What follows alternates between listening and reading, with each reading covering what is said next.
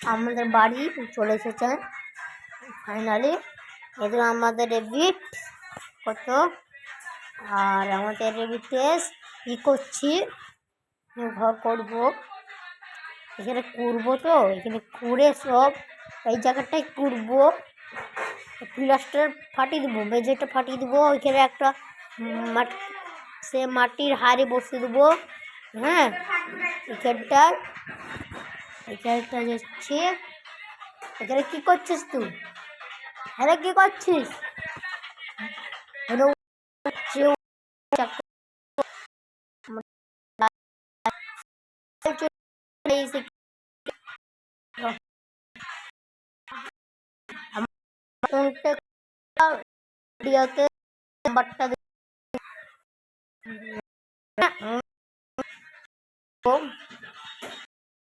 আমি আগে পড়িনি,